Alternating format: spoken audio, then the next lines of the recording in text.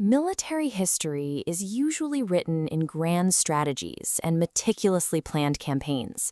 But sometimes, a kingdom's survival hinges on a trivial argument miles away. Take the defense of Mahoba. Its most famous protectors, the Banafar warriors Dashraj and Vatsaraj, didn't actually belong to the kingdom's army. They were wandering exiles, sleeping in the city's gardens by pure chance. Their presence resulted from a family dispute over property in Bahar and a foreign prince's obsession with a single necklace. The events that followed, a domestic quarrel, a midnight siege, and a masterclass in political diplomacy, transformed the future of the region. To see how Mahoba survived, we have to look away from its own walls and travel east to a family feud in ancient Buxar. Our timeline starts here in ancient Buxar. During this era, a local ruler named King Kundan Singh presided over a large, prosperous family.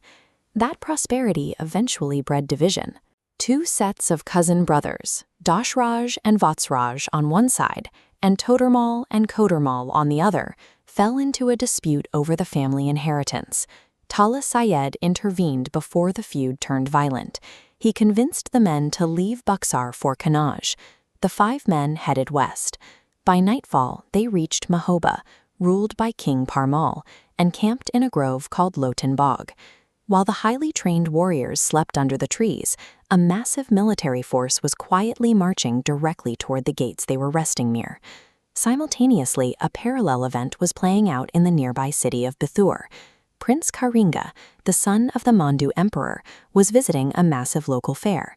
Karinga was searching for a specific artifact, the Navlakha Har, a jeweled necklace valued at 9 lakh rupees, which his sister demanded as a gift.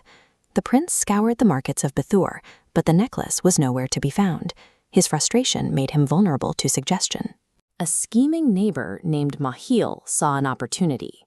He told the angry prince that the Navlakha Har was sitting in the treasury of King Parmal in Mahoba.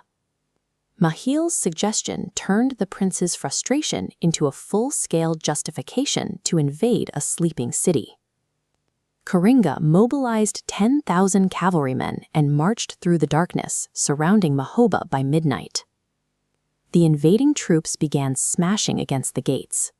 The sound of splintering wood startled Dashraj, Vatsaraj, and their companions awake in the nearby gardens. As wandering exiles, the men owed nothing to King Parmal. However, they had consumed Mahoba's salt and water. Their warrior code compelled them to defend the city that had hosted them. They mounted their horses and charged into the pitch black. The 5 veterans fought with such intensity that Karinga's army broke rank, forcing the prince to abandon the siege and flee. 5 homeless strangers held the gate that night. Bound by an honor code to protect the city that provided their evening meal, they succeeded where the city's standing army might have failed. The following morning, King Parmal surveyed the carnage.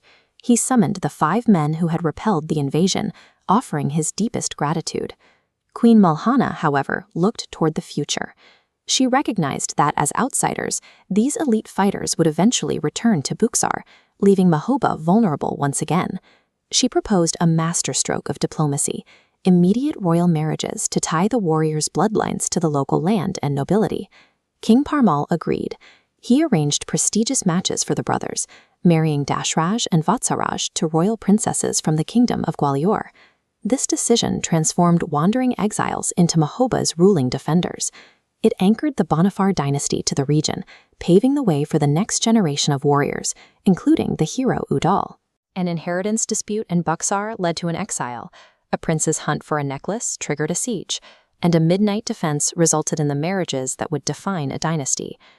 If you found this breakdown of Mahoba's history helpful, please like, share, and let us know in the comments what topic we should cover next.